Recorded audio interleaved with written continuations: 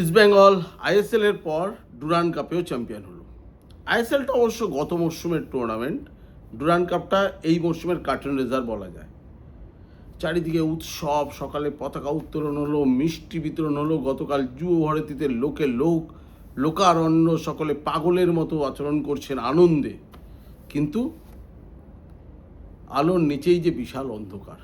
ভাবুন, দেশের এই মুহূর্তে 1 নম্বর ক্লাব, বিকজ গত বছরে আইএসএল চ্যাম্পিয়ন আর এই বছরে মরশুম শুরু ডুরান্ড চ্যাম্পিয়ন, সেই ক্লাবের ইনভেস্টার নেই।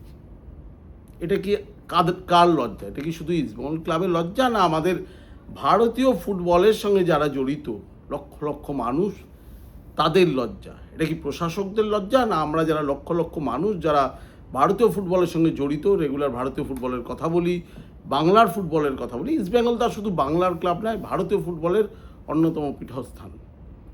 সেই ক্লাব একটা ইনভেস্টার পাবে না? ভাবুন তো, দুদিন পরে ব্রাজিল খেলতে আসবে, যে ম্যাচটাকে ঘিরে একদিনে 50 থেকে 60 কোটি টাকা খরচের পরিকল্পনা হয়েছে। ব্রাজিল খেলুক, কোনো এর মধ্যে অসুবিধা নেই। ব্রাজিলের জন্য 60 কোটি কেন, 100 কোটিও দিক, সেটাও সমস্যা নেই। কিন্তু দেশের 1 নম্বর ক্লাব, তার জন্য কেউ 20 থেকে 25 কোটি টাকা দেওয়ার জায়গায় নেই। এটাই আমার বক্তব্যের বিষয় এবং আশ্চর্য হওয়ার বিষয় যে আমরা ব্রাজিল ম্যাচ দেখতে যাচ্ছি, এটার মধ্যে কোনো অন্যায় আমি দেখছি না। ওকে, আমার টাকা আছে, আমি যাচ্ছি। আমি অনুরোধ করব সেই বিজনেসম্যানদের, আমি অনুরোধ করব সেই ইনভেস্টারদের, যারা আপনারা একদিনের অনুষ্ঠানে 50 থেকে 60 কোটি টাকা খরচ করছেন, আপনি করুন, কোনো সমস্যা নেই। কারণ সবাই বিশ্বকাপ দেখতে পারে না। ঘরের সামনে আপনি ব্রাজিলকে, আপনার টাকা আছে, আপনি দেখছেন। আমাদের শাহরুখ খানের অনুষ্ঠান হলে আমরা যাই না অনেক টাকা দিয়ে? আমরা অরিজিৎ সিংয়ের গান শুনতে 1000 টাকা দিয়ে টিকিট কাটি না? দেখি তো, সেটা আলাদা ব্যাপার। আপনার পকেটে টাকা আছে, আপনার সুযোগ আছে, আপনি সুবিধা আছে, যাবেন। কিন্তু আজকে যেখানে ব্রাজিলের খেলা দেখতে আমি টাকা দিয়ে যাব, সেখানে আমার ঘরের ছেলেদের যদি কোনো দিন সেই ভারতীয় ফুটবলকে সেই জায়গায় নিতে পারি, সেই চেষ্টাটাও তো করতে পারি, তাহলে তো আমার আর অন্য দেশের কোনো ফুটবল সংস্থাকে টাকাটা দিতে হয় না।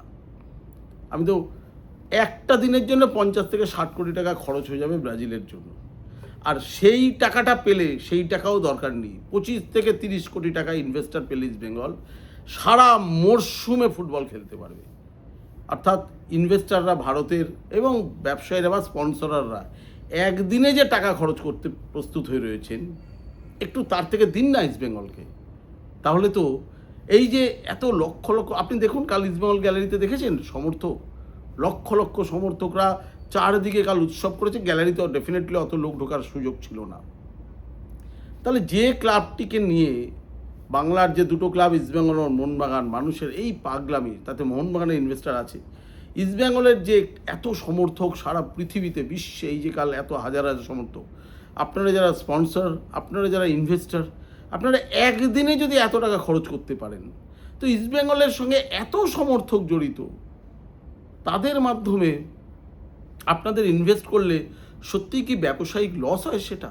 বা স্পন্সরদের কথা বলছি, আপনার ক্লাবের সঙ্গে প্ল্যানিং করুন কী করে আপনার প্রোডাক্টকে আরও বেশি পাবলিসাইজ করা যায়, কী করে আরও প্রমোশন করা যায়, সেটা আলাদা ব্যাপার। মাত্র 25 থেকে তো 30টা কোটি টাকা লাগবে সারা মরশুমে ইস্টবেঙ্গলের খেলতে। এইটুকু টাকা ইনভেস্টররা কেউ আগ্রহী নন?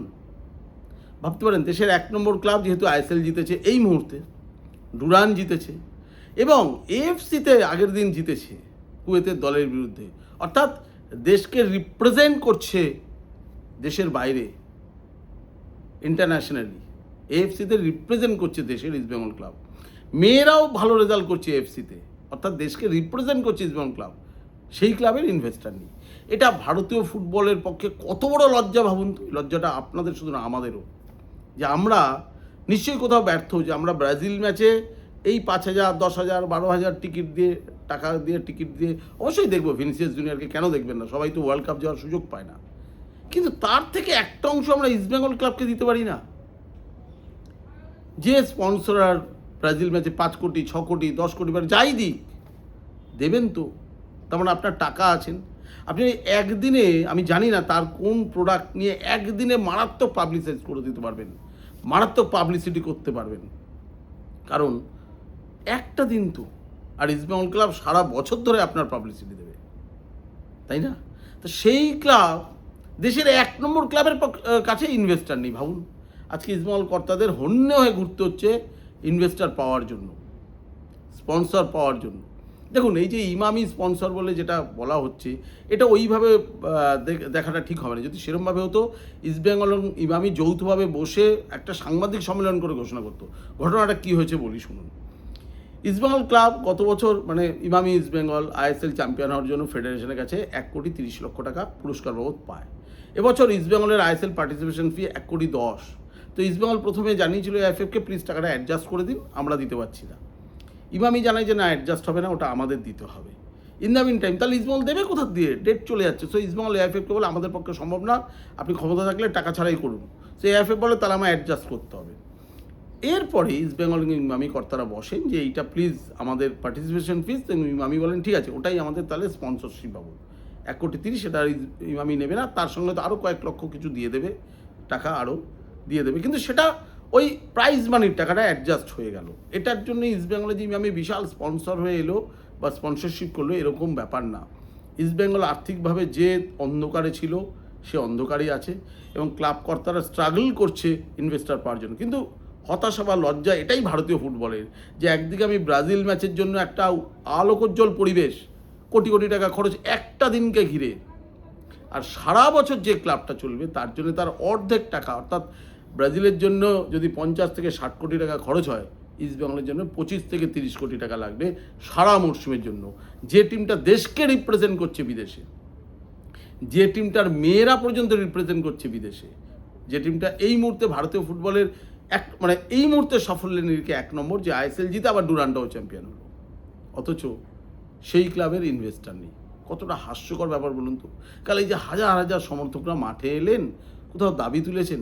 এই তো কিছুদিন আগে আমি সোশ্যাল মিডিয়া দেখছিলাম যে গথিয়া কাপ চ্যাম্পিয়ন হওয়ার জন্য রঞ্জিত বাজাজকে ভারতীয় দলের কোচ করতে হবে বলে যেভাবে সোশ্যাল মিডিয়া প্রচার চালিয়েছেন, আমাদের বঙ্গ সন্তান পড়া বাঙালিরাও প্রচার চালাচ্ছিলেন থ্রু সোশ্যাল মিডিয়া জুড়ে। আমি বলছি এই প্রচারের কোনো অন্যায় নেই, করতেই পারেন আপনাদের মনে হলে যে রঞ্জিত বাজাজকে করা উচিত। কিন্তু ইস্টবেঙ্গল ক্লাব আপনাদের নিজেদের বাংলার একটি ক্লাব ইনভেস্টার পাচ্ছে না, কোথাও প্রচার দেখেছেন? কেন পাচ্ছে না? কেন কোথাও হ্যাশট্যাগ ডিম্যান্ড করেছেন কোথাও এটা, যে আমাদের ক্লাবের 1 নম্বর ক্লাব এই মুহূর্তে, যে আইএসএল চ্যাম্পিয়ন, ডুরান্ড চ্যাম্পিয়ন, এএফসিতে খেলছে, প্রথম ম্যাচ কুয়েতকারি, যে মেয়েরা 12 গোল মারছে এএফসি থেকে, সেই ক্লাব কেন ইনভেস্টার পাবে না?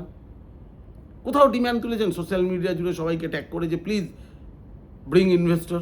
কেন না? কেন পাবে না ইস্টবেঙ্গল ক্লাব ইনভেস্টার? তাই সেই ব্যবসায়ী বা সেই ইনভেস্টরদের প্রতি একটা আবেদন করা যায় না, তাদের প্রশ্ন করা যায় না যে আপনারা একটা ম্যাচের জন্য যদি 50 থেকে 60 কোটি টাকা খরচ করতে পারেন, আপনি ব্রাজিল ম্যাচ দেখুন, এ নিয়ে কোনো সন্দেহ নেই। আপনি চোখের সামনে ভিনিসিয়াস জুনিয়র পেয়েছেন, আপনার টাকা আছেন, আপনি দেখবেন না? এটা তো অন্যায় না। আমি তো কী করবো, মানে অন্য কিছু করতে যাচ্ছি না, খেলাই দেখতে যাচ্ছি, আপনি গেলেন দেখতে, ওকে, নো ইস্যুস। আমার পক্ষে হচ্ছে, আমি বলছি না যে আপনি যাবেন না, টাকা দেবেন না, গেলেন, আমি বয়কটের রাস্তায় নই। ফুটবল আলটিমেটলি তো ফুটবল খেলা, কিন্তু আর সেই আপনারাই যারা কোটি কোটি টাকা একদিনে 50 থেকে 60 কোটি টাকা তুলে দিচ্ছেন, তারা ইস্টবেঙ্গল জন্য 25 থেকে 30 কোটি টাকা ভাববেন না? 5টা যদি বড় সংস্থা 5 কোটি করে মাত্র দেয়, তাহলেই তো 25 কোটি ইস্টবেঙ্গল ক্লাবের মুশকিল আসান। বা একটা বড় সংস্থার পক্ষে ভারতে 25 থেকে 30 কোটি টাকা ইস্টবেঙ্গলকে দেওয়া একটা মরশুমের জন্য সত্যি কি ব্যবসায়িকভাবে খুব লস? তার বিনিময়ে আপনারা কি কিছুই পাবেন না? এই যে হাজার হাজার সমর্থক মাঠের মধ্যে, বাইরে লক্ষ লক্ষ সমর্থক, সারা পৃথিবী জোড়া সমর্থক, কিছুই কি আপনারা এই সমর্থকদের মাধ্যমে কিছুই কি ফেরত পাবেন না? বা এই যে লক্ষ লক্ষ সমর্থক সারা পৃথিবী জুড়ে, তারা কি এগিয়ে এসে পৃথিবীর বহু জায়গায় বহু বড় বড় উচ্চ পদে রয়েছেন ইস্টবেঙ্গল সমর্থকরা। আমরা ইস্টবেঙ্গলে যখন পুরস্কার নিতে মঞ্চে সব বিখ্যাত মানুষ আসেন, তারাও শুনি মাইক নিয়ে বলেন যে ইস্টবেঙ্গল আমার হৃদয়ে, ইস্টবেঙ্গলকে দেখে বড় হয়েছে, অনেক কথা বলেন, কিন্তু দিনের শেষে কেউই তো কিছু করছেন না। সো আমি আপনাদের কাছে আবেদন রাখছি, আপনারা সোশ্যাল মিডিয়ায় একটা আবেদন তুলুন যে দেশের 1 নম্বর ক্লাবের একটা ইনভেস্টার থাকবে না কেন? এর চেয়ে লজ্জা ভারতীয় ফুটবলের হতে পারে না, এর চেয়ে হাস্যকর পরিস্থিতি হতে পারে না। যদি এটাই চিত্র হয়, দেশের 1 নম্বর ক্লাব ইনভেস্টার নেই, তাহলে ভারতীয় ফুটবলের চিত্র এটাই, যে ভারতীয় ফুটবলের যারা শীর্ষে বসে আছেন তারা অকর্মণ্য, তারা অপদার্থ, যে এমন কিছু পরিকাঠামো করতে পারছেন না যে ইস্টবেঙ্গল ক্লাব দেশের 1 নম্বর ক্লাবের জন্য একটা ইনভেস্টার আগ্রহী হয় যেখানে ইনভেস্ট করতে। একটা সামাজিক কর্তব্য বলেও তো কাজ আছে, সেখানেও তো আগে ফুটবলে কারা এইসব পৃষ্ঠপোষকতা করতেন? জমিদাররা, তাই না? তারপরে রাজনৈতিক নেতারা এলেন, তারপরে এখন কারা করেন? যে কর্পোরেট লোকরা, তাদেরও তো সোসাইটির প্রতি কিছু দায়বদ্ধতা আছে কর্পোরেট লোকদের। সেই দায়বদ্ধতা থেকে ভাবুন তো, যে দুটো সংস্থা এগিয়ে আসে 12.5 কোটি 12.5 কোটি বা 15 কোটি 15 কোটি, এর কোনো টাকা হলো তাদের জন্য?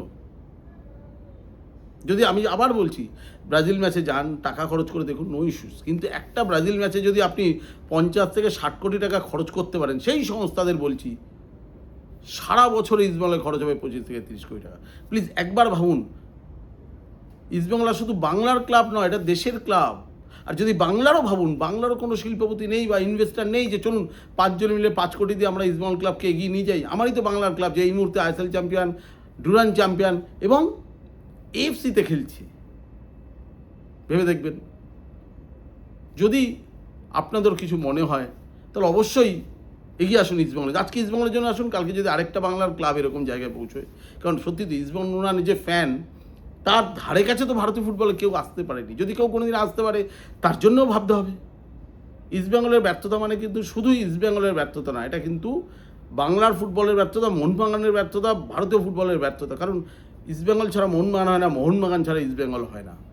আজকে ইস্টবেঙ্গল যদি ইনভেস্টারের অভাবে অফ হয়ে যায়, তাহলে সেই ব্যর্থতাটা মোহনবাগানেরও নেমে আসবে। এই উত্তেজনাটাই তৈরি হবে না ইস্টবেঙ্গল ঘিরে কাল সল্টলেক স্টেডিয়ামে যা হলো।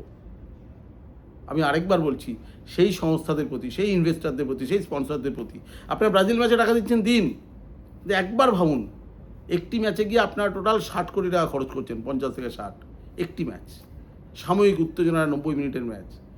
সারা বছর ইস্টবেঙ্গলের সঙ্গে আপনার লোগো থাকবে, আপনার বিজ্ঞাপন প্রচারিত হবে, আপনি থাকবেন, এবং সব ছেড়ে দিন। এটা আপনার সামাজিক কর্তব্য, বাংলার একটা ক্লাবকে, ভারতীয় ফুটবলের একটি ক্লাবকে ঠিকভাবে বাঁচিয়ে রাখা, মূল স্রোতে রাখা।